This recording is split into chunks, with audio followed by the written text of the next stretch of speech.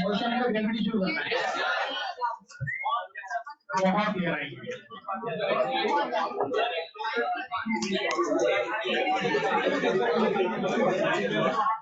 Motion under gravity. हाँ चालू कर देंगे, वो चालू कर देंगे। समझ आ ध्यान से ना, मोशन अंडर ग्रेविटी। इसमें कुछ अजम्पशंस हैं जो प्री अज्यूम है, आपको वैसे पता होती है, सब पता नहीं होती, आप मान के चलते सब। ठीक है, तो जी जो है वो 9.81 मीटर पर सेकंड स्क्वायर होता है। इसको कांस्टेंट मान के चलना है। क्या मान के चलना है? आप जानते हो कि जैसे मान लीजिए हमारे पास ये अर्थ है, क्या है? अर्थ। अब अर्थ के सेंटर से आर डिस्टेंस पर यहाँ, ठीक है, अर्थ का मास कैपिटल एम, यहाँ पर स्मॉल एम मास रख दिया जाए तो उस पर लगने वाला फोर्स क्या होता है? F equals to G capital M small m upon R square ना, और इसी बात mg के नाम से जानते हो। आप जब m से m कैंसिल करते हो तो जो g की वैल्यू है वो आ जाती है G m upon R square. याद है यहाँ पे ये जो आर्ग्यूमेंट है ये कैपिटल R है और ये जो है वो हाइट है। क्या ये हाइट? आप मुझे बताइए क्या स्मॉल r की वैल्यू आपका सेट हो जाएगी? तो मैं यहाँ लिखूंगा G capital M upon R plus H का होल स्क्वायर। तो आपको ये बात समझ में आ जानी चाहिए कि जब मैं H की वैल्यू बढ़ाऊंगा तो G कम होगा। अब ऐसे बात कर सकते हैं on increasing H definitely G is decreases. Clear होगी। लेकिन if H is very small as compared to the R, और तो रेडियस कितना है? 6400 किलोमीटर। कितना है? अगर हम जो बॉल फेंकते हैं 70 मीटर, 100 मीटर, 50 मीटर, ये उनकी है। तो 6400 किलोमीटर के कंपैरिजन में अगर H बहुत नेग्लिजिबल हो तो आप मुझे बताइए क्या G की जो वैल्यू है वो G m upon R square लिख सकते हो? अब ये तो कांस्टेंट होगी, नहीं होगी? तो हम इस कंडीशन में बात करेंगे मोशन अंडर ग्रेविटी की कि ये जो वैल्यू है ये कांस्टेंट मानी जाएगी। और आपको ये बात पता है कि ये भी हम अप्रोक्सीमेटली कितना लेंगे? 10 मीटर पर सेकंड। ये अजम्पशन है कि हमें जी को यूनिफॉर्म मान के चलना है। जी को यूनिफॉर्म मान के चलना है। बनाओ जल्दी बनाओ।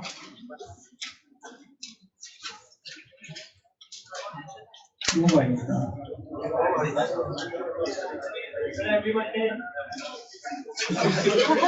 मुझे लगता है कि बच्चे यहाँ स्टेट पे पढ़ाई लिखाई कराओ, बाकी सारी बातें करते हैं।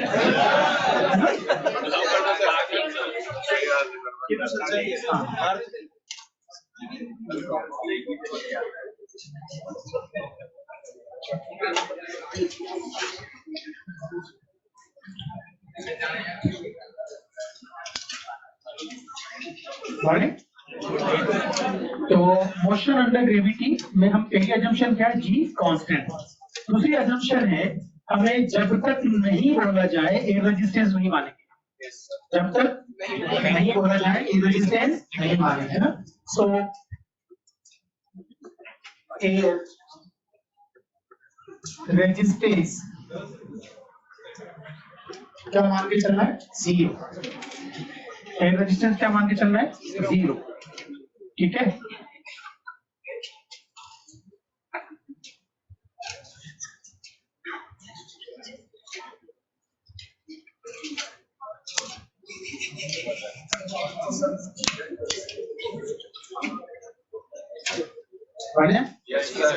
चलिए अब हम बहुत बेसिक बात करते हैं। पहले हम बात करेंगे किसी भी पार्टिकल को अंडर ग्रेविटी ऊपर फेंकने की।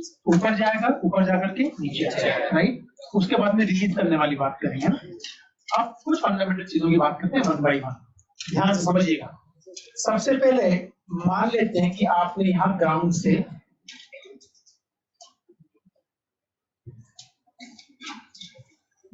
एक बॉल को ऊपर फेंका u स्पीड से, तो ये बॉल ऊपर जाएगी और टॉपमोस्ट हाइट पे रुक के वापस आएगी ना, ठीक है। अगर हम जब बॉल में रेजिस्टेंस नहीं है तो जिस स्पीड से फेंकोगे उसी स्पीड से वापस ये ग्राउंड को हिट करती है। समझ में आ गई बात? स्पीड सेम होगी, वेलोसिटी सेम नहीं होती। आपको पता है ये वेलोसिटी ऊपर है, ये वेलोसिटी नीचे है। हाँ नहीं क्लियर? एक बार तो ध्यान से समझिएगा। ये पॉइंट ए था जहां से आपने फेंका, ये पॉइंट है बी, ये सी पॉइंट है जहां ये जाके रुकेगी, ये पॉइंट है डी और ये पॉइंट है ई। ध्यान से स्टडी करना हर चीज को। हम क्या करते हैं कि मान लीजिए ये जो बॉल है ये मैक्सिमम हाइट जो अटेन करती है वो कैपिटल एज क्या है? अरे कैपिटल एज तो आपको पता है ऑलरेडी, ये टेलीस्कोपिक डिस्टेंस है। और टेलीस्कोपिक डिस्टेंस क्या होगी बताओ मुझे? u स्क्वायर बाय 2g ना। बताओ t अब क्या होगा? u by g ना। क्या ये t राउंड के बराबर भी होगा? और टाइम ऑफ फ्लाइट होता है 2u by g। I think यहाँ पे कोई दिक्कत नहीं है, सिंपल सिंपल चीज है। अब एक बहुत बेसिक चीज है, आप मुझे बताइए कि यहाँ जब बॉल है, यहाँ जब बॉल है तब उसकी वेलोसिटी यहाँ इस तरफ v है, ठीक है। जब वापस आएगी तो इसी हाइट पर क्या उतनी ही वेलोसिटी अपोजिट डायरेक्शन में होगी? ये भी हो जाएगी। मान लीजिए ये जो ए से बी पॉइंट की जो हाइट है, ये हाइट हम स्मॉल एच लेना है, क्या ले रहे हैं? अब सबसे जरूरी चीज आएगी stopping height u square bye g, तो मुझे इसको मैक्सिमम हाइट बोलते हैं। और ऊपर से नीचे आने का टाइम 2u by g, अभी बड़ा आसान हो गया। आई बात समझ में? अब सबसे जरूरी चीज है, सबसे जरूरी चीज क्या समझनी है हमें, ध्यान से समझने की कोशिश कीजिएगा। अगर मैं आपसे कहूं कि मैंने जब बॉल ऊपर जा रही थी तो मेरे इस पार्टिकल को बी पॉइंट पे देखा t1 टाइम पर, क्या उसी हाइट पर वापस दोबारा देखूंगा t2 टाइम पर? सिंपल सी बात है, किसी बॉल को ऊपर फेंकोगे तो एक बार ऊपर जाते वक्त और एक बार नीचे आते वक्त एक ही पॉइंट से दो बार गुजरेगी ना। तो दिमाग में सेट कर लीजिएगा कि किसी भी पर्टिकुलर पॉइंट से बॉल दो बार गुजरती है except maximum height. Maximum height एक ही बार जाएगी ना भाई, नहीं समझ में आई बात? तो जैसे मान लो यहाँ तक बॉल गई, तो जब बॉल ऊपर जाती है पॉइंट डिसाइड कर लेते हैं, ऊपर गई तो ऊपर जाते वक्त यहाँ आई और जाने के बाद आते वक्त यहाँ आई ना। तो दो अलग अलग टाइम्स पर एक ही हाइट पे आप उसको देखोगे। पहली चीज, एक बहुत इंटरेस्टिंग चीज पता है क्या है, जिन दो अलग अलग टाइम्स पे हम उस हाइट पर देखते हैं उन दोनों टाइम्स का सम टाइम ऑफ फ्लाइट होता है। नहीं पल्ले पड़ा, नहीं जबरदस्ती। सुनो, यहां से अगर यहां आने में t1 टाइम लगा तो उतनी ही हाइट से नीचे आने में उतना ही टाइम लगेगा। अब आप समझ ध्यान से, ये t1 टाइम कौन सा है? यहां से अगर आपने एक सेकंड के लिए इधर गए ना, साफ हो जाओ, यहां से यहां आने का टाइम t1 है और यहां से यहां आने का टाइम t2 है। नहीं समझ में आई बात? तो ये जो t2 टाइम है वो कौन सा टाइम है? कि सब t2 जो टाइम है वो यहां जाकर के, कुछ समझ में आई बात? ये जो टाइम है ये t2 है, नहीं समझ में आई बात? और यहां से आने का टाइम क्या? तो पक्का यहां से आने का भी t1 ही होगा ना। अब बताइए यहां से आने का टाइम कितना है और यहां से आने का, तो पूरे बात का टाइम क्या? नहीं समझ में आया? अगर मेरी बात समझ में आ जाती है तो नेक्स्ट चीज और बताऊंगा, उसके बाद बहुत जो सबसे मुश्किल सवाल बनते हैं मोशन अंडर ग्रेविटी के, वो आप एक एक लाइन में सोल्व कर लो। पहली चीज क्या समझ में आई मेरे, ये जो दो टाइम है, जिस टाइम पर दो अलग अलग टाइम पर आपने एक ही टाइम में देखा, नहीं समझ में आई बात? तो if t1 and t2 are times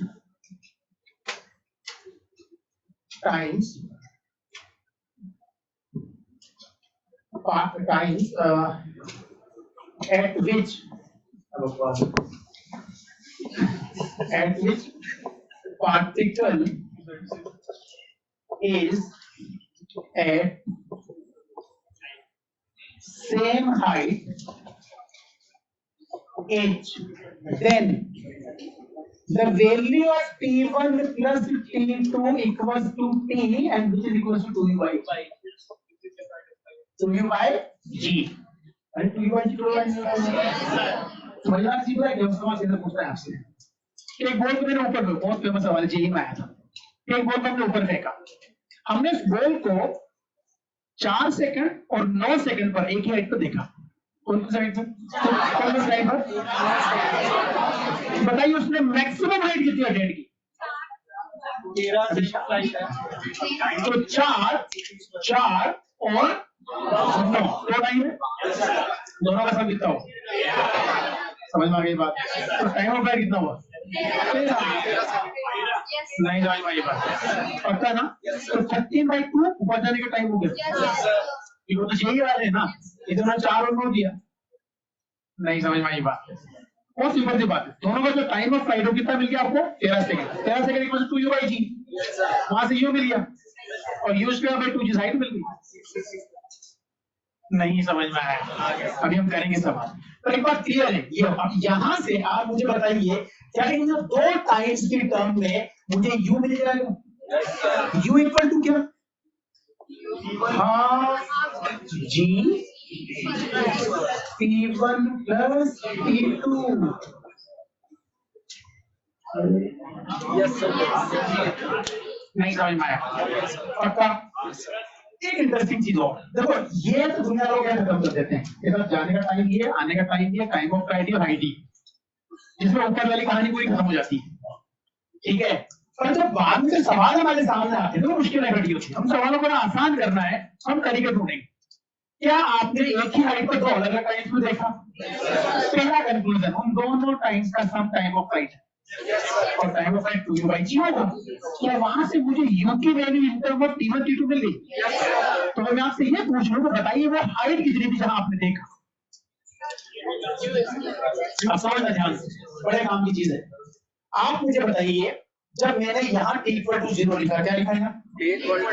यहाँ से बॉल को ऊपर u से फेंका, यहाँ बॉल पहुंची, मुझे h की वैल्यू निकालनी थी। किसकी वैल्यू निकालनी थी? तो मैं h इक्वल टू क्या लिखूंगा? सुना ध्यान से, h equal to u t1 minus half g t1 square. अभी u की प्लस क्या जहां से फेंका वो ओरिजिन है? क्या ये प्लस है? क्या नीचे वाला निशान नेगेटिव होता है? तो h प्लस है या माइनस है?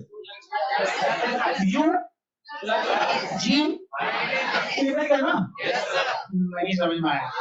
जरा मुझे एक बात बताइए, h की वैल्यू क्या मिली है? शाबाश जल्दी बताइए। u t1 minus half g t1 square है, और u की वैल्यू अभी क्या मिली थी? हाफ g t1 प्लस, अब वापस h पे आ जाइए, h equal to u, I'm sorry, u की वैल्यू करो, half g t1 plus t2 into t1 minus half g t1 square. इस t1 को इसको अंदर लिखा है, half g t1 square plus half g t1 t2 minus half g t1 square. h की value क्या है? एक और रोमांस नहीं समझ में आई बात? तो दो चीजें याद रखनी है, जिन दो अलग अलग टाइम पर एक ही हाइट पर देखा, उन दोनों टाइम्स का सम टाइम ऑफ फ्लाइट है, and that must be equal to 2u by g। नहीं समझ में आई बात? That must be equal to, पहली कंफर्मेशन दी हो गई। दूसरा क्या, उस हाइट की वैल्यू क्या मिलेगी? Half g t1 t2, half g। तो हमें दो चीजें याद रखनी है, एक तो हमें ये समझ में आ गया कि यार t1 plus t2 equal to 2u by g होगा, और दूसरा रिजल्ट, ये सबसे काम की चीजें कंक्लूजन में। बाकी ये दुनिया आपको ऑलरेडी पता है सर, तो ये तो आपको पता ही है। अब इसको कॉपी करो, फिर सवाल करेंगे।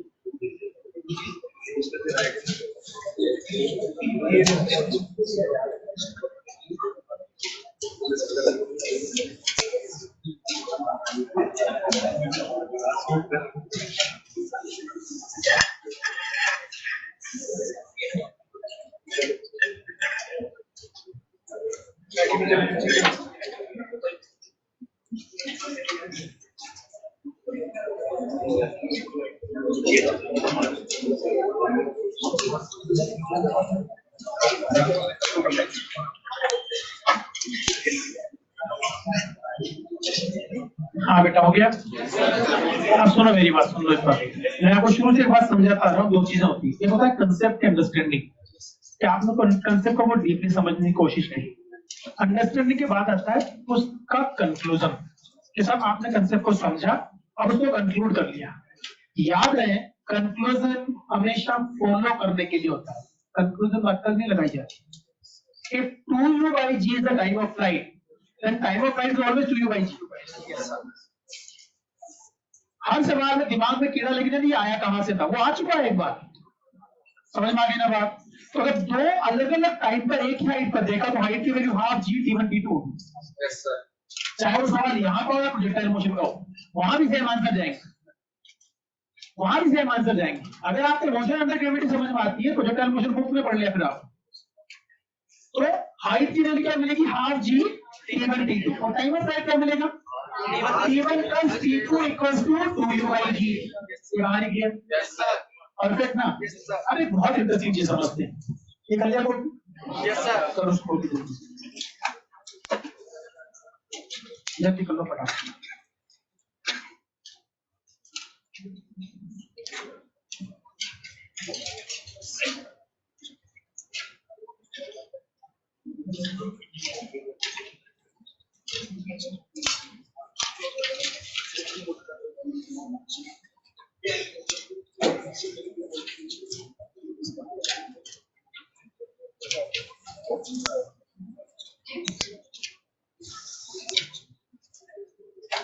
Half g t1 t2 and t1 plus t2 equals to 2u by g। ठीक है, अब इसी कंसेप्ट का सेकंड पार्ट, क्वेश्चन को समझने की कोशिश करना। मैं फिर भी कोशिश करूंगा कि इसकी कैलकुलेशन को बहुत आसानी से करवा दी जाए। इस सवाल को, कंसेप्ट को पूरा सोल्व करने में मुझे दो पूरी स्लाइड यूज करनी पड़ेगी, तब जाके इसका आंसर आएगा। और अगर आप थोड़ा सा दिमाग लगाओगे जो आप यहाँ कर चुके तो बहुत जल्दी आपका आंसर आ जाएगा। बात को समझिए ध्यान से। एक क्वेश्चन बहुत फेमस हो जाता है, मैं पहले आपको क्वेश्चन भी लिखवाऊंगा, पहले समझने की कोशिश कीजिए कि हमने एक पार्टिकल को वर्टिकली अपवर्ड फेंका और पार्टिकल हाँ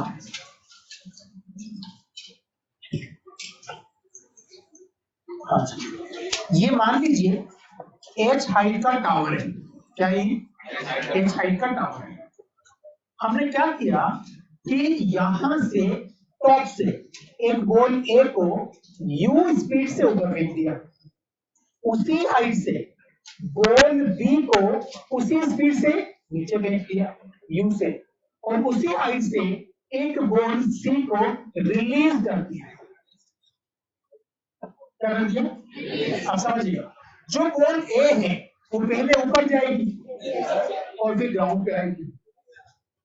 मान लीजिए बॉल ए जो है यहाँ T1 टाइम पे पहुंचती है, बॉल बी सीधे ट्रेवल करेगी और यहाँ पहुंच जाएगी, बॉल बी जो है वो T2 टाइम पे ग्राउंड पे आती है, और बॉल सी जो है वो ग्राउंड पे पहुंचने में T टाइम देती है, कितना टाइम देती है? T time. तो आपसे जानना चाहेंगे T1 और T2 में क्या रिलेशन होगा? What will be the relation between T1 and T2? The question is what? A ball projected vertically upward from the height h. At the same moment, another ball projected vertically downward from the same height with the same speed u. ठीक है? If ball A takes time T1 to reach the ground and ball B takes time T2 to reach the ground, what will be the time taken by the ball to reach the ground if released from the same height? Hello, अभी समझ में आया? सवाल लिख लेंगे पूरा। अभी पता है क्या कहानी है? एक बात बताइए मुझे, क्या यहां से यहां आने का टाइम ये तो है? अरे भाई, यहां से इसको नीचे फेंक रहेगा, इसने कितना पार्ट ट्रेवल किया? ये देखो, ये वाला पार्ट इसने ट्रेवल किया और इसने ये वाला पार्ट ट्रेवल किया। क्या इस वाली दुनिया में भी अगर इन दोनों के पार्ट को मिला तो वो तो वही पार्ट बन जाएगा? तो फिर ये सच होना चाहिए कि इस एच की वैल्यू हाफ जी 3/2 के बराबर। नहीं समझ में आया भाई? इस बॉल के पार्ट को मैं यहाँ जोड़ दूं तो क्या एग्जैक्टली यही पार्ट बन जाएगा? बन जाएगा ना? तो क्या मैं ऐसा बोल सकता हूँ कि यार इसके अकॉर्डिंग तो ये होना चाहिए कि जो एच की वैल्यू है वो हाफ जी T1 T2 होना चाहिए। ये सच है ना? अच्छा, किसी बॉल को छोड़ा एच हाइट से, इस हाइट से छोड़ा, ग्राउंड पे पहुंचने में लिया टाइम टी, इनिशियल वेलोसिटी क्या है? 0। तो एच की वैल्यू किसके बराबर? Half g t square. किसके बराबर? If h is equal to half g t square, definitely for the ball C, this must be equal to half gt square. अरे height same ही है, फिर t equals to what? Under root of t1। Yes. बहुत बड़ा solution होता है इस सवाल का। हाँ जी, इनको साउंड आ रहा है?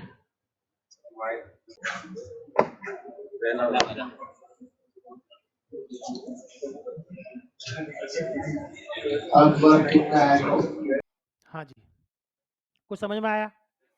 तो पहले आप इस सवाल को लिखिएगा, लिखिए लिखिए।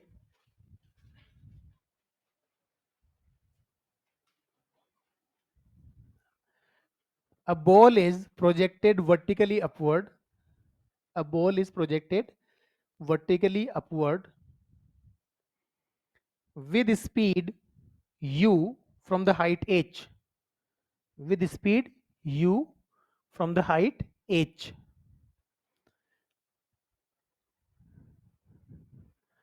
At the same time,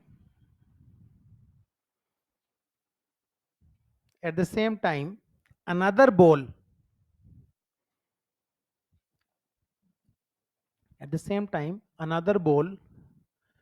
projected vertically downward with the same speed. At the same time, another ball projected vertically downward with the same speed. If first ball projected vertically downward with the same speed, ठीक है, from the same height, ना, from the same height also, right? Same speed from the same height. If first ball takes time t1, if first ball takes time t1 to reach the ground, if first ball takes time t1 to reach the ground, and second ball, first ball takes time t1 to reach the ground and second ball reach at the ground after time t2,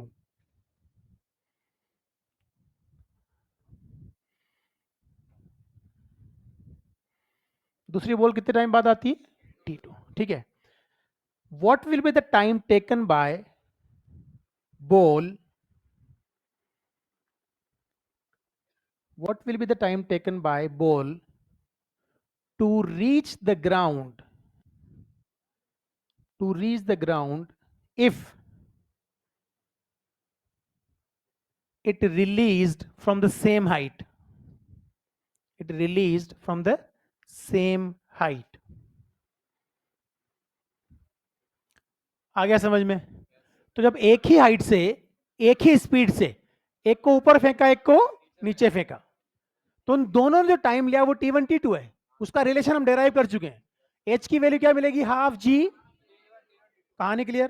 तो ये जो h है वो half g1 t1 t2 के बराबर होगा. और आपको पता है किसी भी चीज को रिलीज करूंगा तो h नीचे आने में कितना टाइम लेगा? t. तो हाफ gt स्क्वायर के बराबर होगा ना ये. तो ये हाइट तो सेम ही है इनकी, दोनों को बराबर कर दिया. हाफ जी से हाफ जी कैंसिल हो जाएगा, t square becomes equal to t1 t2. तो t की value under root of t1 t2. नहीं समझ में आया? ठीक है, बनाओ जल्दी से.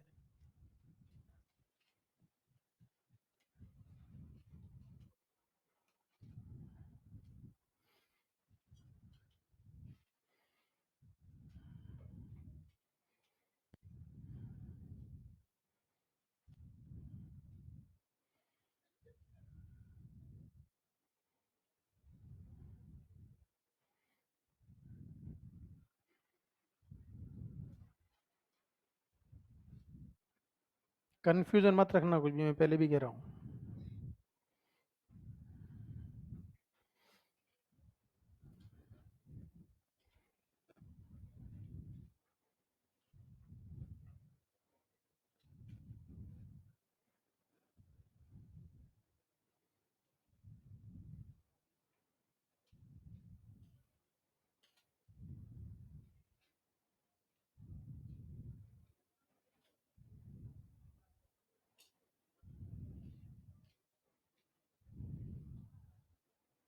हो गया?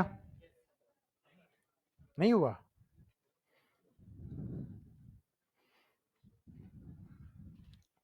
हाँ जी. u बाई जी.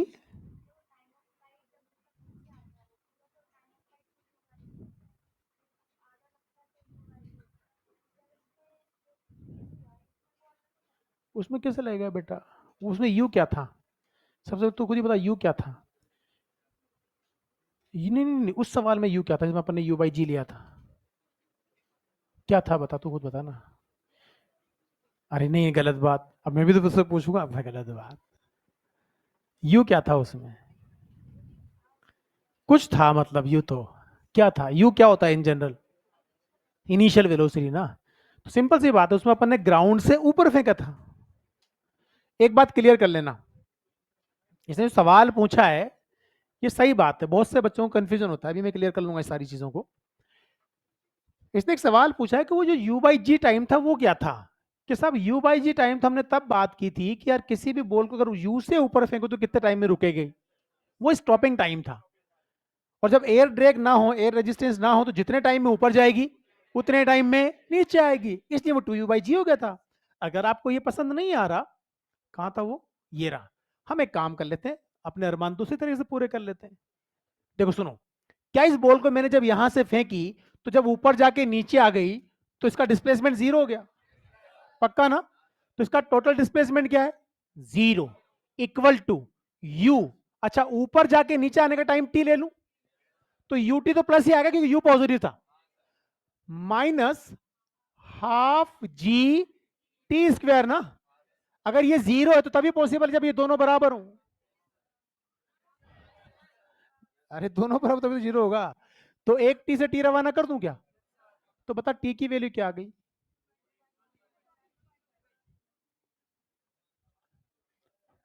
नहीं समझ में आया?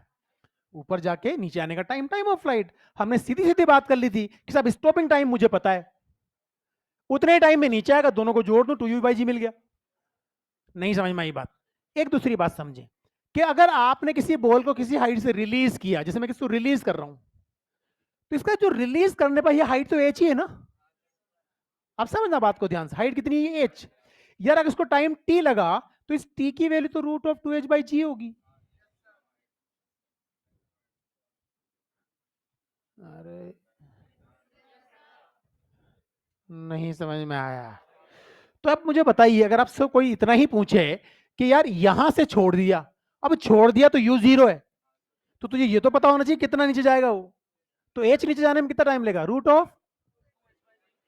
तो अगर आपको डिस्प्लेसमेंट, क्या h डिस्प्लेसमेंट है इसका, अगर आपको डिस्प्लेसमेंट ट्रेवल पता हो, एक्सेलरेशन की वैल्यू पता हो, और इनिशियल वेलोसिटी जीरो हो या फाइनल जीरो, ये इंटरेस्टिंग चीज है। कुछ लोगों को गलतफहमी होती है कि साहब ये रूट ऑफ 2h बाई जी, मैंने h इसलिए लिख दिया क्योंकि h डिस्प्लेसमेंट था। इन जनरल तो s लिखूंगा ना इसको, s, और g के बजाय a लिखूंगा।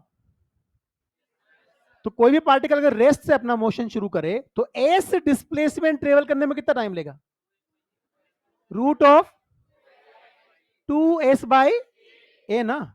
तो हमने क्या देखा कि सब इनिशियल वेलोसिटी क्या थी, जीरो। इनिशियल क्या थी, तब ये आया ना। कोई भी एक साइड की velocity zero under the constant acceleration, initial zero हो या फाइनल जीरो, नहीं समझ में आई बात। पर एक्सेलरेशन क्या हो, कांस्टेंट, तब आप ये फॉर्मूला लगा तो सही आंसर आएगा। नहीं समझ में आया। If one and velocity zero under the constant acceleration, if one and velocity is zero under the constant acceleration, in that situation time taken can be calculated by under root of, ये हर जगह लग जाएगा तब। पर ये जो 2u by g है वो तो टाइम ऑफ फ्लाइट कब का है, जब आपने किसी को u से ऊपर फेंका, तो u से ऊपर फेंका तो ऊपर जाके नीचे आने का टाइम है वो। नहीं समझ में आई बात, ऊपर जाकर के, ठीक है, that is the time of flight. पर एक बात तुम्हारी क्लियर हो गई कि जितने टाइम में ऊपर जाएगा उतने टाइम में, तभी तो 2u by g था। हमने प्रूव भी कर लिया ना अभी, डायरेक्टली आ गया ना t की वैल्यू 2u by g। अरे अभी आई ना यार यहां। तो अगर ये सच है तो इन दोनों की वैल्यू बराबर होगी तभी तो ये सच हुआ। तो जितना टाइम ऊपर जाने में लेगी बॉल उतना ही टाइम, कहानी clear. That two u by g is the time of flight. Hopefully समझ में आ गया होगा। हेलो, कहानी क्लियर, ये भी कहानी क्लियर, पक्का। अब समझिएगा, हाँ जी। सी से नहीं छोड़े, सी को छोड़े।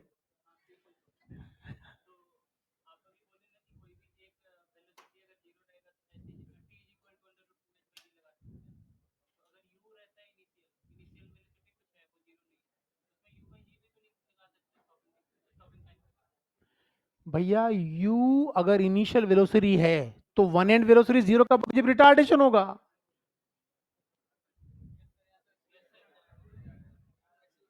यहां तो एक्सेलरेशन है।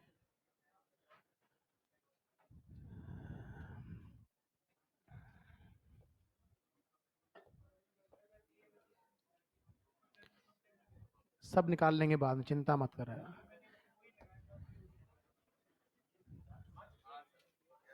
देखो ना फिर गरीबों, एक बॉल को हमने ऊपर फेंका यू से, किससे फेंका, ऊपर गई, ये रुक गई, रुक गई ना भैया।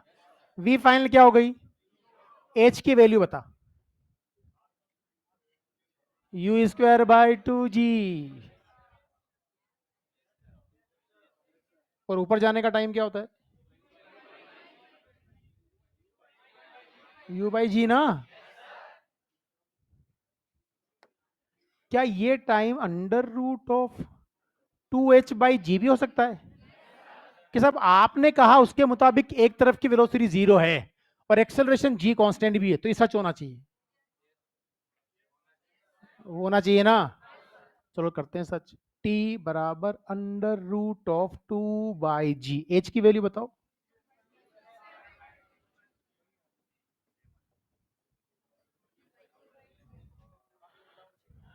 नहीं समझ में आया। सच तो सच ही रहेगा ना, if you believe in physics. नहीं समझ में आई बात, वो कहानी क्लियर है, वो कभी गड़बड़ हो ही नहीं सकता, समस्या हो है ही नहीं। देखो फिजिक्स का यही फायदा है, अगर आपको सही तरीके से आती है। तो मैंने तुमसे शुरुआत में पहले दिन एक एग्जांपल दिया था कि जिस टाउन में आप रहते हो उसके एक चौराहे पे आप कितने रास्तों से अप्रोच कर सकते हो, बोले कहीं भी छोड़ दो आप मुझे, मैं वहां पहुंच जाऊंगा। पर अगर कोई नया आदमी है तो उसको तो एक ही रास्ता आता है। हेलो, अगर कोई रेलवे स्टेशन से अपने बच्चों का एडमिशन दिलाने यहाँ आया है तो उसको एक रास्ता पता है। नहीं समझ में आया, उसको डीसीएम छोड़ दो फंस जाएगा वो। तो असल चीज ये है कि अगर आपके कॉन्सेप्ट क्लियर हैं तो फिर आपको क्लियर है कि आपको किस रास्ते से जाना है, चीजें वही आनी है। कॉपी नहीं करना ना यार, बंडल बनाते हो, गलत बात। मान लेना 2h/g लगेगा सब जगह। अरे नहीं मानेंगे।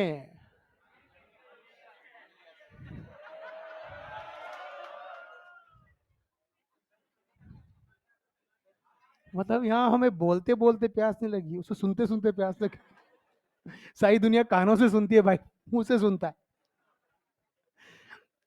अच्छा सुनो ध्यान से, एक सवाल पे आ रहे हैं।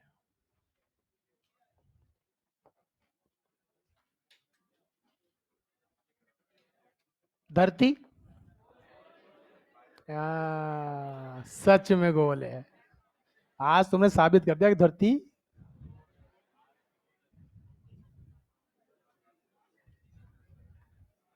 अब समझिएगा ध्यान से, क्या ये बॉल ऊपर जाएगी? कितनी हाइट पे? 125 ना, 5 सेकंड में गरीबों। 5 सेकंड में कितना ऊपर जाती है? बहुत बढ़िया, मान लेते हैं 100। अभी तुम्हें कुछ नहीं लिखना है, मर्जी मेरी। किससे फेंका अपन ने? 50 से फेंका। अब आपको ये कहानी पता है कि यार ये बॉल 5 सेकंड में मैक्सिमम हाइट पे जाएगी 125 मीटर, और 5 सेकंड में वापस भी आ जाएगी। टाइम ऑफ फ्लाइट कितना हुआ? 10 सेकंड ना। अब मान लीजिए मैं आपसे ये कह दूंगा कि यार बताइए ये बॉल पहले 3 सेकंड में कितना ऊपर गई? कौन था ये 45? पहले 3 सेकंड में कितना जाएगी वो?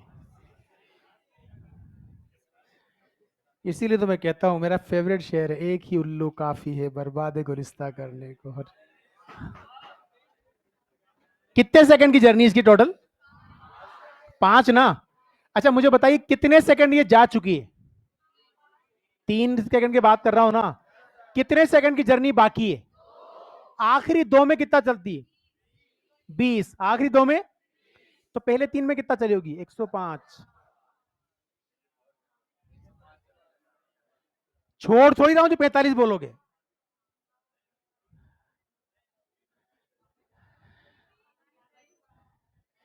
5 बार रिपीट कर दिया। कब से प्रैक्टिस करा रहा हूं इसकी। मैंने आपसे क्या कहा? ऐसे छोड़ने पर पहले टी टाइम में जितना चलती है, वो टी कुछ भी हो सकता है ना, 1 2 3 4 5 सेकंड कुछ भी। ऊपर फेंकने पर आखिरी टी में उतना चलती है। तो जब भी वो किसी स्पीड से ऊपर फेंके तो बच के रहना है। सबसे पहले यह पता करना है कि टोटल कितना जाएगी। 5 सेकंड में रुकेगी ना, तो टोटल 125 जाएगी, उसमें कोई समस्या नहीं है। या उसमें भी समस्या है? पक्का ना? टोटल कितना जाएगी? अब जरा मुझे बताइए आखिरी 1 सेकंड में कितना जाएगी? 5 मीटर। तो पहले 4 में 120 चली ना। नहीं समझ में आई बात? आखिरी 2 में कितना जाएगी? तो पहले 3 में, आखिरी 3 में। नहीं समझ में आई बात? तो पहले 2 में 80, आखिरी 4 में 80, तो पहले 1 में 45।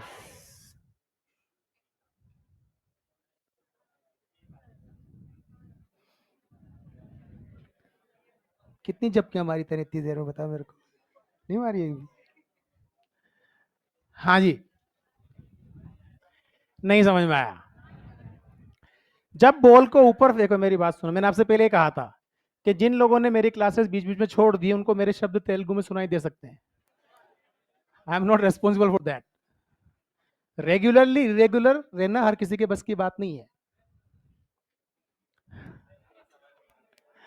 नहीं नहीं नहीं।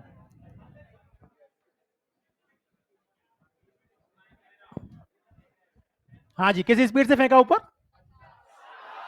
50 से ना। कितने सेकंड में रुकेगी?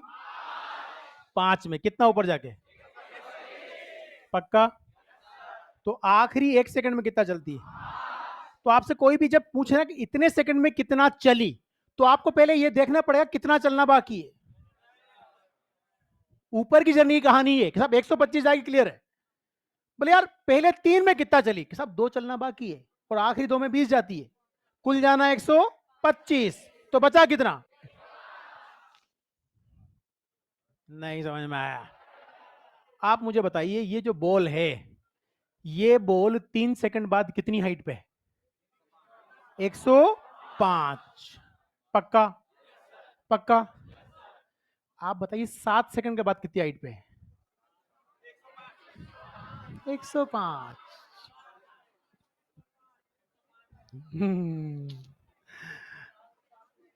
अरे 105 मीटर हाइट पे है। कितने सेकंड के बाद? 3 के बाद। अब 2 सेकंड गई तो 2 सेकंड में वापस वही आ गई ना भैया। नहीं समझ में आया।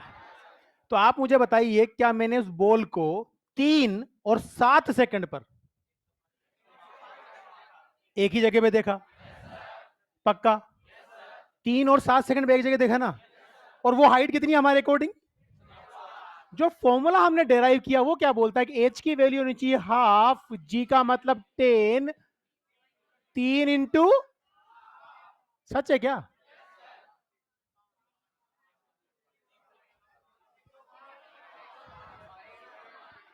एक सौ पांच। नहीं समझ में आई बात?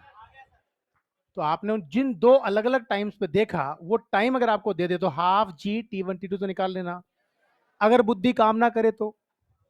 बुद्धि काम करे तो बताए तो, सुनते पता लग जाए कहाँ होगी वो। जी पे परफेक्शन होना चाहिए ना। हाँ, वो सुनने में अच्छा लगता है। 5 में 125 जाती है। नहीं समझ में आई बात? हेलो? अब समझिएगा ध्यान से। ये बात भी सच है कि जिन दो टाइम्स पे देखा उन दोनों का सम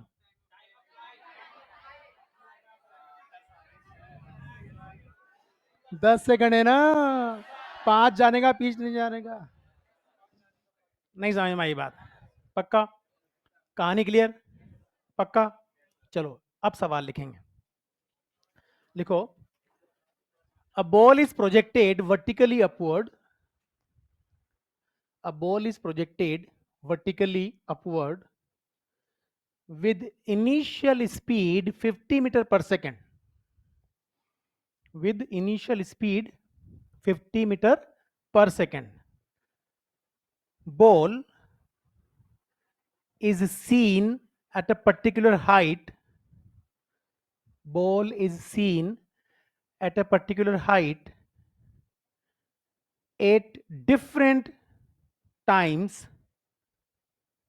at different times 3 second and 7 second, different times 3 second and 7 second. Find out, number 1, height at which ball is seen. Number 2, height at which ball is seen. Number 2, total height attained by the ball. Total height attained by the ball. And number 3, time of flight of the ball. Time of flight of the ball.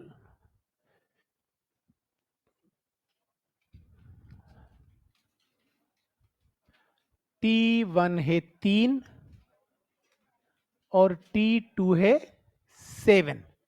तो time of flight तो कितना हो गया? 3 + 7, that is equals to 10 ना।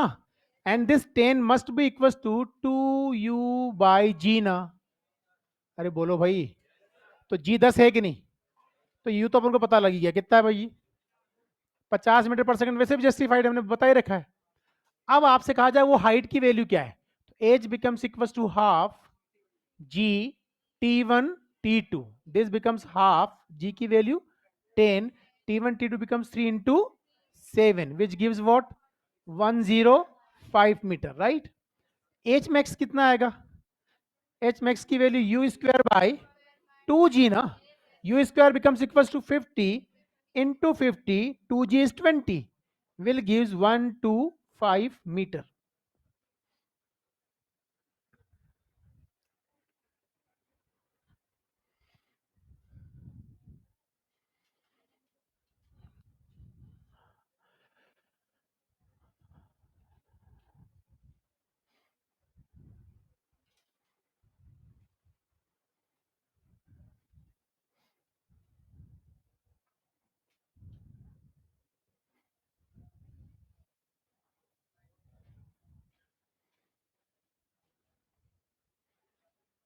बढ़े?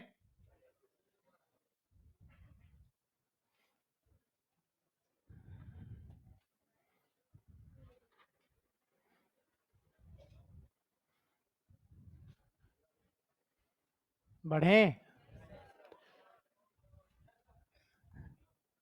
No sir, yes sir, yes sir, no sir, no sir, yes.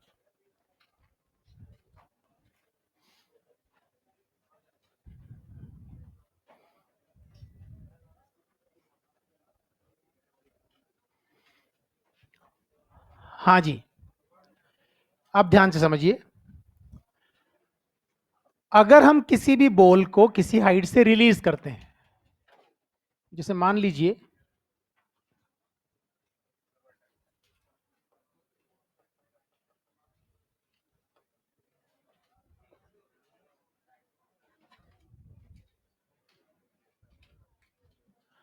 समझिएगा ध्यान से, यहां से रिलीज किया, क्या किया? अगर इसको रिलीज कर रहा हूं तो इनिशियल वेलोसिटी क्या होगी? अब ये बॉल चलेगी ना ऐसे।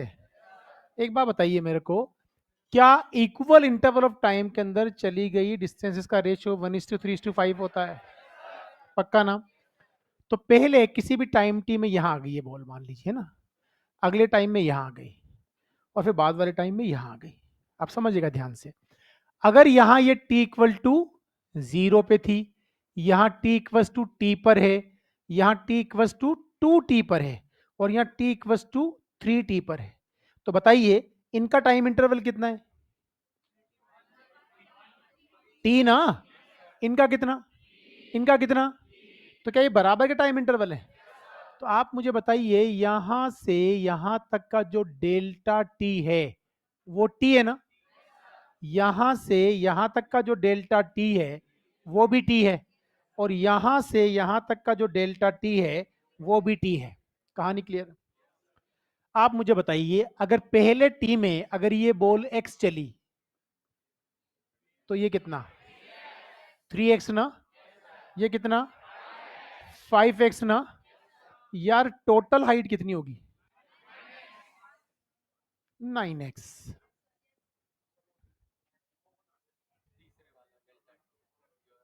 क्या? अरे भाई बकवास, कहाँ चले गए अपन? कितनी हो गई है? हाँ यार बहुत पीछे रह गए ना तो अपन। डेल्टा टी टी है। तो सीखने को क्या मिला यहां? तो हमने पहले सीखा हुआ था कि इक्वल इंटरवल ऑफ टाइम के अंदर, इक्वल इंटरवल ऑफ टाइम के अंदर, under the constant acceleration, under the, अगर किसी बॉल को इनिशियल वेलोसिटी 0 से रिलीज किया जाए तो इक्वल इंटरवल ऑफ टाइम के अंदर चली गई डिस्टेंस का रेशो। नहीं समझ में आई बात? ये बहुत यूजफुल चीज है, बहुत ज्यादा यूजफुल है जी। यस, इसके लिए यू का 0 होना जरूरी है। ये रेशो कब वैलिड है? जब इनिशियल वेलोसिटी 0 है। नहीं समझ में आई बात? पहले इसको बनाओ फिर बात करते हैं।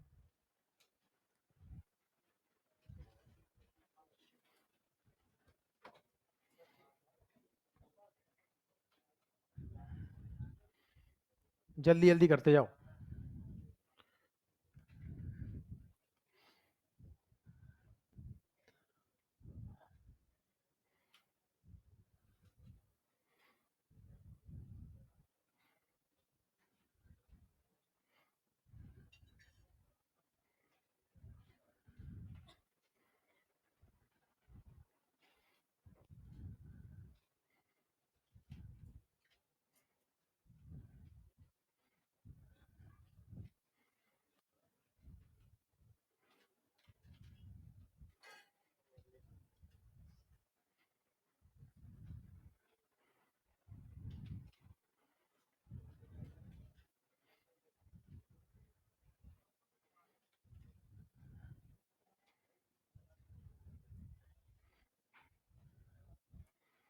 कर लिया कॉपी? लिखो। नहीं नहीं क्वेश्चन नहीं, इसको कंक्लूजन निकलेगा, लिखेंगे ना। When a ball is released from rest, when a ball is released from rest, when a ball is released from rest under the constant acceleration g, under the constant acceleration g, then the ratio of distance traveled, then the ratio of distance traveled in equal interval of time, in equal interval of time will be, equal interval of time will be 1:3:5:7 and so on, 1:3:5 and 7 and so on, right? इस ratio में होगा। अब इसका फायदा हम क्या उठा सकते हैं? बहुत सारे सवालों का फायदा उठा सकते हैं, ठीक है। अच्छा, ये बात क्लियर है कि अगर इधर से आते वक्त रेशियो क्या है 1:3:5:7 ना, तो ऊपर जाते उल्टा हो जाएगा 5:3:1। नहीं समझ में आया, ऊपर जाते वक्त 5:3:1 हो जाता है। कहानी क्लियर? बोलो भाई। अब सुनिएगा ध्यान से, है ना, यहां से बेटा अगर u 0 होगा तो यहां किसी ना किसी स्पीड टकराएगा ना। अब जिस स्पीड से यहां टकराया उसी स्पीड से ऊपर फेंक दे तो वहां वो 0 हो जाएगा, तो रेशियो उल्टा हो जाएगा।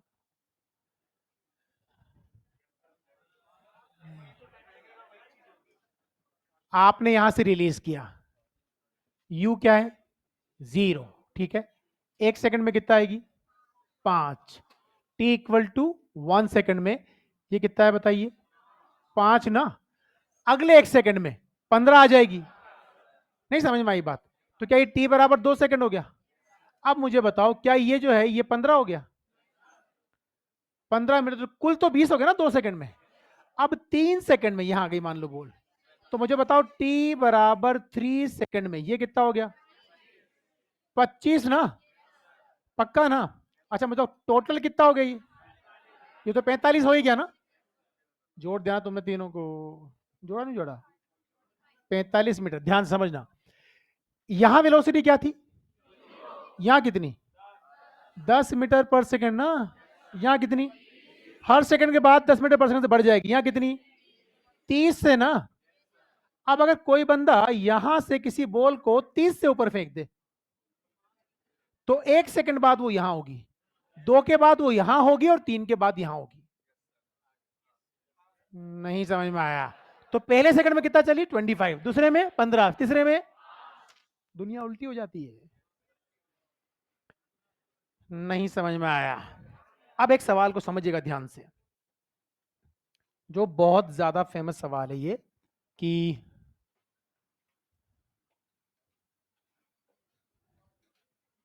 हेलो, हाँ यार,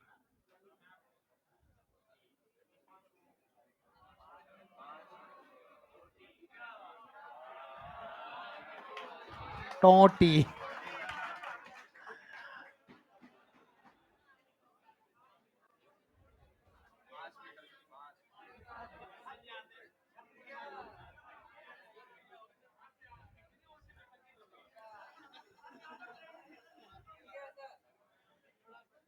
ये जो हाइट है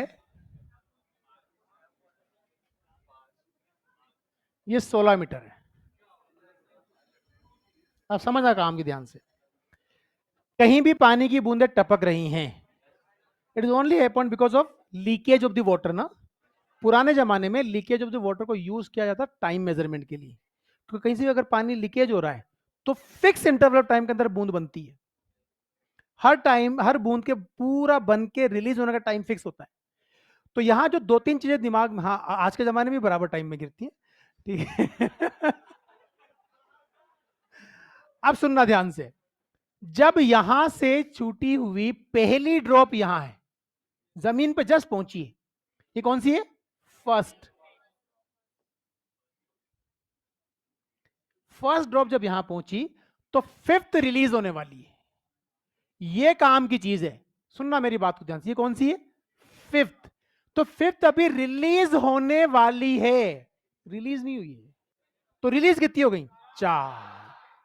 इसका ये मतलब हुआ कि अगर मान लीजिए पहली बूंद को जमीन पे पहुंचने में जितना टाइम लगा उतने टाइम में 4 रिलीज हो गई। ये काम की चीज है, आप तो दिमाग में सेट कर लेना कि जिस नंबर वाली बूंद रिलीज होने वाली है ना उससे एक कम रिलीज हुई है। वो कहता 5वीं रिलीज होने वाली है तो 4 रिलीज हुई है, तीसरी होने वाली है तो 2, छठी तो 5। तो टोटल टाइम को उतने पार्ट में डिवाइड कर देना क्योंकि हर बूंद का बनने का टाइम बराबर है। नहीं समझ में आई बात? कितने मीटर से रिलीज किए? तब फिफ्थ रिलीज होने वाली है। आप मुझे बताओ फिफ्थ के जस्ट पहले फोर्थ रही होगी ना, तो ये मान लेता हूं फोर्थ है। हेलो, उसके बाद यहां कहीं थर्ड होगी तो ये थर्ड ले लेते हैं, फिर यहां सेकंड। डिस्टेंस के रेशियो में मत जाना, बराबर नहीं बांटा मैंने, हाँ जगह नहीं है ना अपने पास। सेकंड और ये फर्स्ट हो गई। आप मुझे बताइए अगर ये एक्स हुआ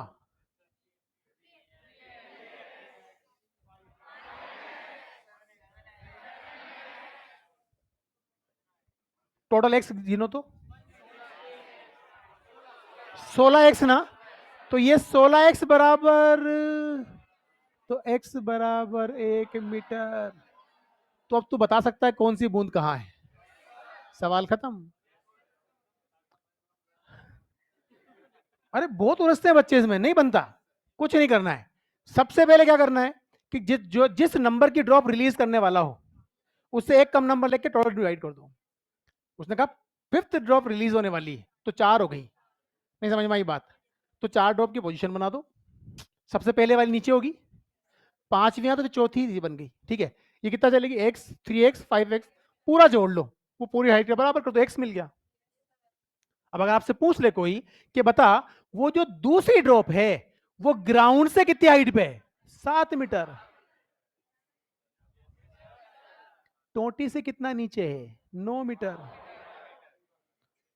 अरे कुल 16 है ना? नहीं, नहीं समझ में आया?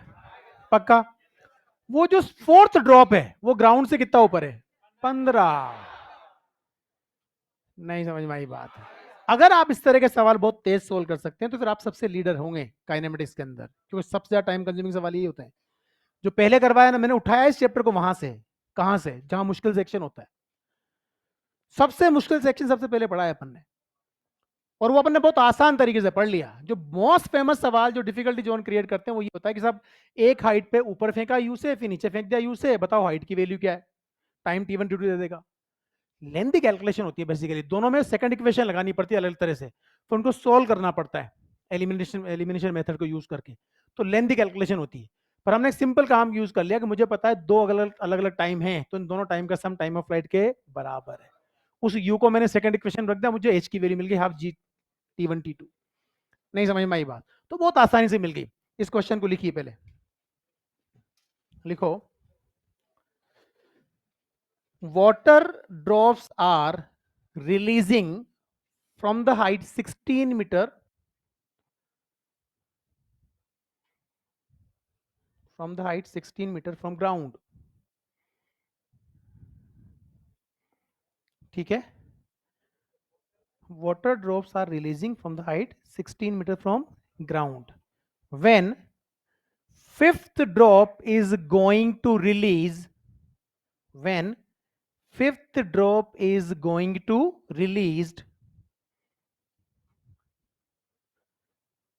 first drop hitting the ground, first drop hitting the ground, what will be the position of, what will be the position of all the drops from ground, what will be the position of all the drops of all the drops from ground, है ना? ठीक है, अब आपको अगर ये मिल गया ना x 3x फोर सारा, तो आप मर्जी में जहां से पोजीशन बताओ, क्या फर्क चलता है? अगर वो आपसे ये पूछ ले कि बता तीसरी और दूसरी ड्रॉप के बीच का सेपरेशन कितना है, यहां तो अपनी किस्मत बढ़ जाती है, x एक ही मिल गया ना, तो जो नंबर लिखा हुआ उतना ही है। x 2 मिल जाता, डबल कर देते, 1.5 मिल जाता, 1.5 गुना कर देते, उससे क्या फर्क चलता है, वो तो बन ही जाएगा। नहीं समझ में आई बात? ठीक है, तो ultimately this is the best way to solve this question. समझ में आ गई बात? जिस नंबर की ड्रॉप रिलीज हो रही है उससे एक नंबर कम करके नंबर ऑफ ड्रॉप्स निकाल दो, टाइम को उसमें डिवाइड कर दो। ठीक है,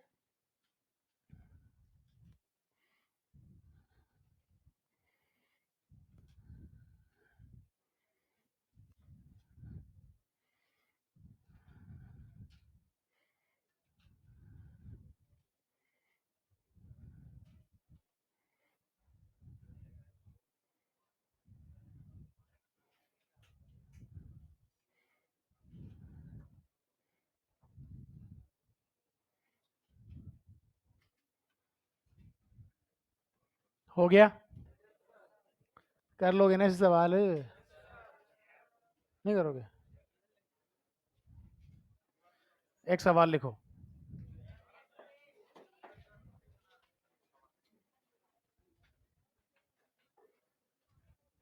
लिखे? लिखो, water drops are released water drops are released from water tape. Water drops are released from water tape located at height located at height 5 meter from the ground. 5 meter from the ground when first drop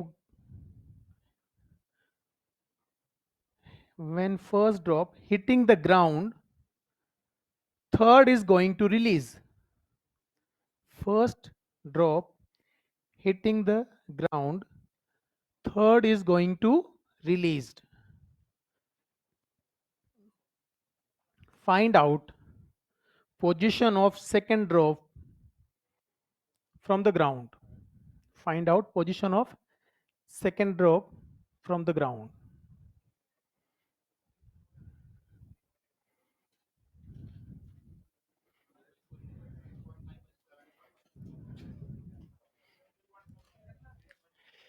Yes, this is the right answer. This is the right answer.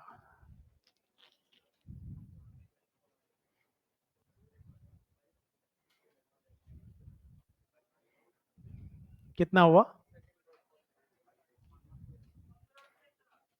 15/4 कितना आया? कितनी बूंदे release हुई? Release कितनी हो गई? अरे इस सवाल में क्या लिखा अपन ने, कितनी रिलीज हुई?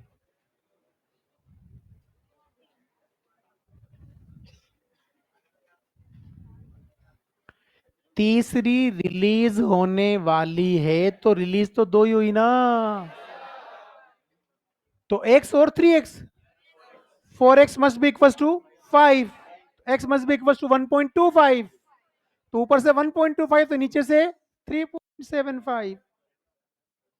इतना सा सवाल था। क्या यार गरीबी, ऐसे नहीं कर सकते आप लोग, हालांकि तुम ऐसा ही करते हो। ये कौन सी बूंद है? अरे थर्ड है ना गरीबों, तो धरती पे कौन सी है? फर्स्ट ना, तो सेकंड कहीं यहां मान ले, ये सेकंड हो गई, तो ये अगर x है तो ये 3x है ना, 4x इक्वल टू क्या है? तो x इक्वल टू 1 पॉइंट, यहां से 1.25, टोटल कितना था? 5 मीटर ना, तो ये कितना? 3.75 मीटर।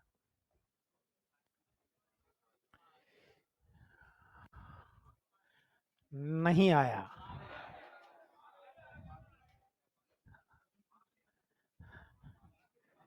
हाँ, चीजें मानने से भी बहुत कुछ हो जाता है जीवन में,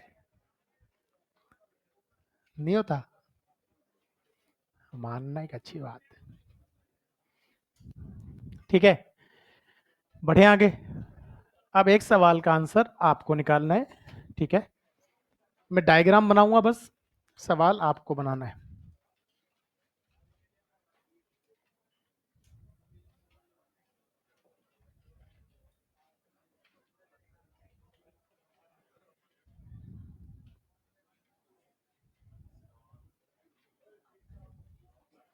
25 मीटर ऊंचा टावर है, यहां से आपने एक बॉल को 20 मीटर पर सेकंड से ऊपर फेंका, तो ये बॉल ऊपर जाकर के धरती पे टकराएगी, ठीक है। अगर ये बॉल आपने t इक्वल टू 0 पे यहां से फेंका है और t टाइम पे ग्राउंड को हिट कर रही है, तो यहां हिट करे जाने वाली स्पीड की वैल्यू बतानी और टाइम की वैल्यू बतानी।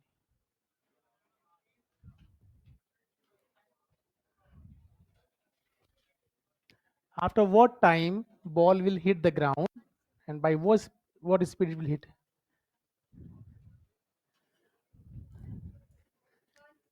हाँ,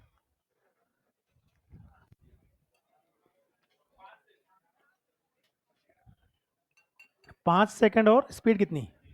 30 मीटर पर सेकंड। क्या पल्ले बड़ा बता, ये दोनों सवाल समझ में आ गई?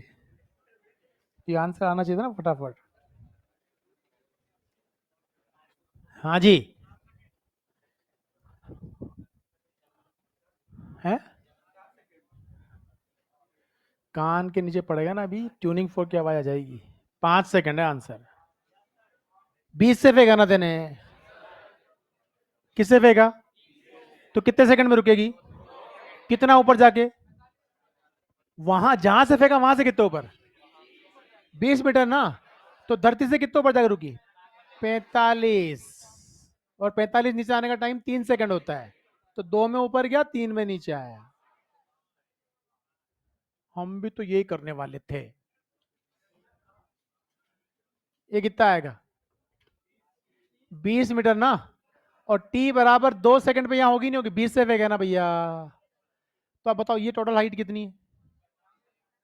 45 मीटर ना, तो फिर यहां से यहां आने का टाइम कितना? 3 सेकंड। तो 2 सेकंड में रुका, 3 में इधर आया, तो टी की वैल्यू क्या हो गई? 5 सेकंड ना, तो ये तो 5 सेकंड में जमीन पे आ गया। अच्छा, यहां से 3 सेकंड पे अगर यहां पहुंचा तो स्पीड कितनी हो गई? 30 मीटर पर सेकंड ना। अब अगर सॉल्व करना है तो आप क्या करोगे? जहां से फेंका उसको ओरिजिन मान लो। ऊपर वाला डायरेक्शन क्या होता है? प्लस। नीचे वाला क्या? इसका टोटल डिस्प्लेसमेंट -25 होगा क्या? होगा ना। तो s equal to u t plus half square use करेंगे। -25 equal to 20t minus half g into t square ना। अरे नहीं समझ में आया? अच्छा, ये 5t स्क्वायर है क्या? इसको उधर ले जाओ, तो -5t square plus 20t plus 25 equal to 0। अरे ये 5t स्क्वायर ये प्लस है, इधर जाकर प्लस हो जाएगा ना यार। क्या क्वाड्रेटिक इक्वेशन है? ए की वैल्यू बता, बी की वैल्यू, सी की वैल्यू। चलो टी की वैल्यू सोल्व करते हैं। -20 plus minus under root of b square 400 minus 4ac 4ac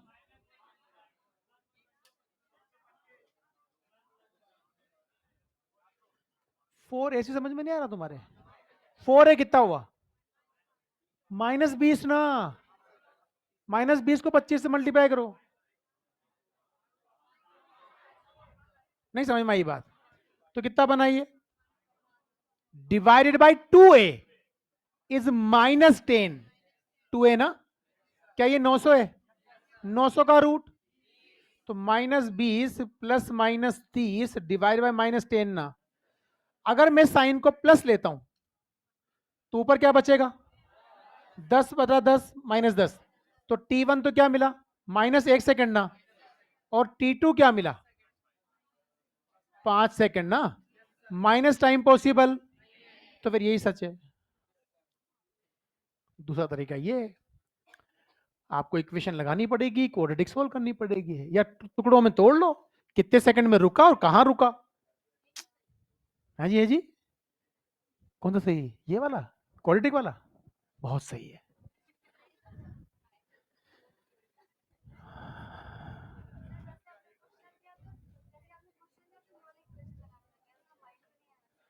mind में तो लाने से आता है ना भाई, माइंड में तो लाने से आएगा। आप जब तक प्रैक्टिस नहीं करोगे, मैं कब, आज से करीबन 15-20 दिन पहले पहली बार बताई होगी मैंने कि मैं इसकी प्रैक्टिस करेंगे बार बार बार बार। कितने लोग हैं जिन्होंने अगरबत्ती लगाई, लगाते ही नहीं हो, तुम सवाल ही पैदा नहीं होता ना। जिस दिन मैं रिवाइज करवाता हूँ उसी दिन होता है। और हाँ करते जोर जोर से, हाँ हमने रिवीजन किया, हम डेली रिवीजन करते हैं, क्या बात करते हो आप। हाँ क्या करते हैं वो बात अलग है।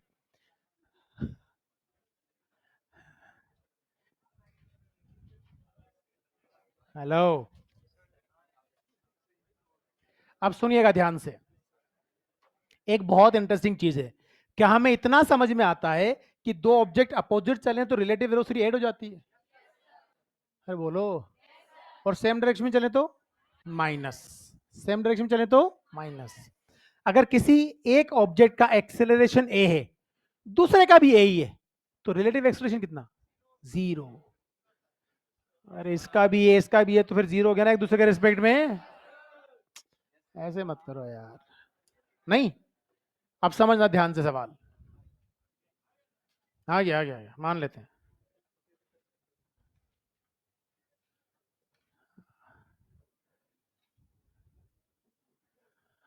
180 मीटर ऊंचा टावर है। कितना ऊपर? हेलो, कितना ऊंचा है? ठीक है, हमने क्या किया, एक बॉल ए को यहां से रिलीज किया। क्या किया? रिलीज, कहां चला गया, रिलीज किया, ठीक है। यू क्या है इसका? Zero, at t equal to zero. पक्का? बोलो ना। तभी हमने एक बॉल को यहां से ऊपर फेंका। हेलो, ठीक है। इसकी मान लो ये u1 जीरो बोल देता हूं, तो u2 ले लेता हूं।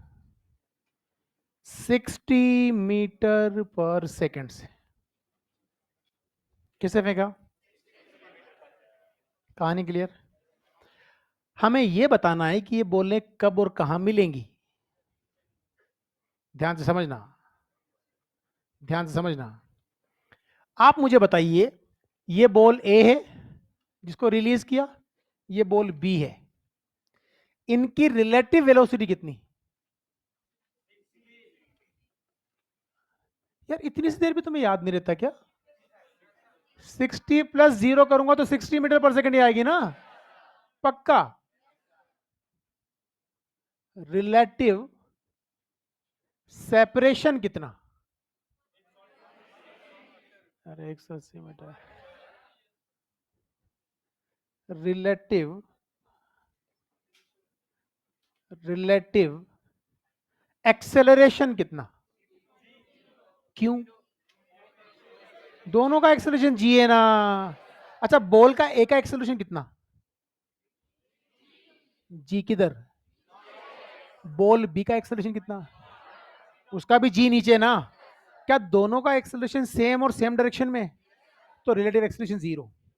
अगर रिलेटिव एक्सेलरेशन जीरो है तो क्या रिलेटिव स्पीड बदलेगी?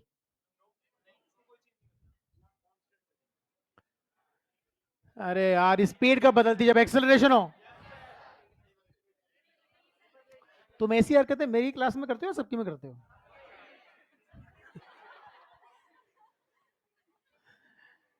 अगर रिलेटिव एक्सेलरेशन जीरो है तो रिलेटिव स्पीड में कोई चेंज? पक्का ना? प्रूव करो कि चेंज नहीं आएगा। प्रूव करो चेंज नहीं आएगा। अच्छा एक बात बताओ मेरे को, एक सेकंड बाद इस बॉल की स्पीड कितनी बची और उसकी कितनी हो गई? तो 10 और 50 वापस 60। 2 सेकंड बाद इसकी कितनी? उसकी 20, फिर से 60। 3 सेकंड बाद इसकी भी 30, वापस 60।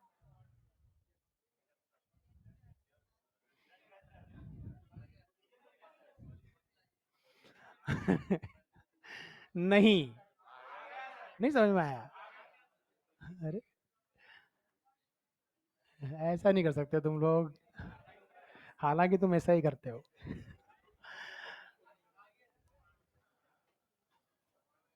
वो देखो पीछे चंगू मंगू मस्त गप्पे मार रही है दोनों, उनको मतलब ही नहीं है कौन सा रिलेटिव, सब भाड़ में गया। हेलो, देखा जाएगा अभी, अब हो गया ना टेस्ट कल। अब 21 दिन बाद है बस। फिर हो जाएंगे सैटरडे को एब्सेंट, अपन उस दिन पढ़ लेंगे सारा।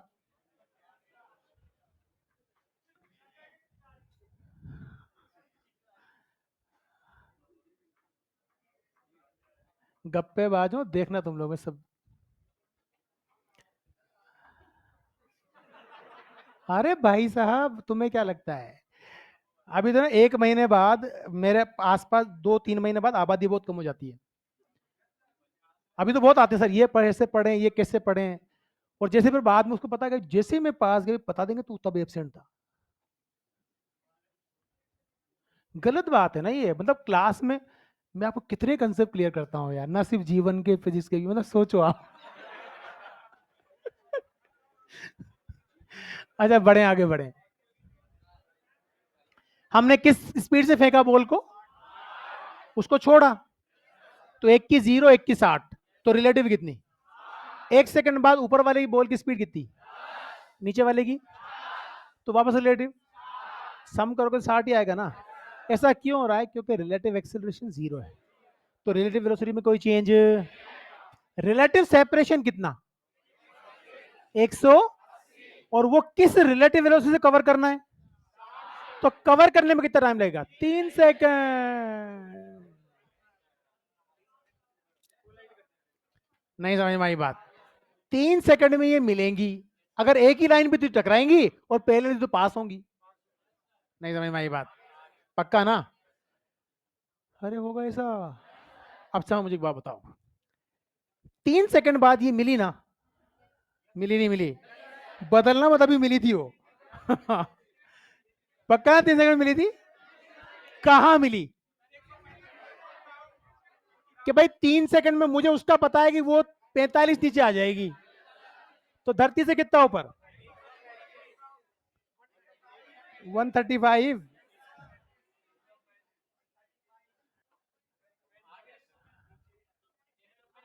3 सेकंड में ऊपर वाली बॉल कितने नीचे आई, 45 ना, तो नीचे वाली कितना ऊपर गई होगी, 135। सो 3 सेकंड बाद जमीन से 135 मीटर हाइट पे मिली। नहीं समझ में आया। जितने भी सवाल ऐसे बोलों को फेंकने वाला आएंगे, तो दो से दो चीजें पूछता है वो, कब मिले और कहां मिले। नहीं समझ में आई बात। अरे एवरीथिंग इज रिलेटिव। सो एक सिंपल चीज ये है कि आप जब भी इस तरह के सवाल करेंगे, एक ही तरीका है, रिलेटिव से करेंगे। हालांकि हमने रिलेटिव नहीं पढ़ा, पर मैंने आपको वेक्टर में सिखा दिया था, अपोजिट जब चलते हैं। नहीं समझ में आई बात, अपोजिट डायरेक्शन चलते हैं तब ऐड, सेम डायरेक्शन चले तो सबस्ट्रैक्ट। नहीं समझ में आई बात। तो आप मुझे बताओ, क्या दोनों का एक्सेलरेशन नीचे था, एक ही डायरेक्शन में है क्या, तो जी में से जी माइनस करो तो 0 आएगा ना। तो रिलेटिव एक्सेलरेशन क्या, तो क्योंकि रिलेटिव एक्सेलरेशन 0 है, इसलिए so relative velocity remains constant, रहेगी नहीं रहेगी।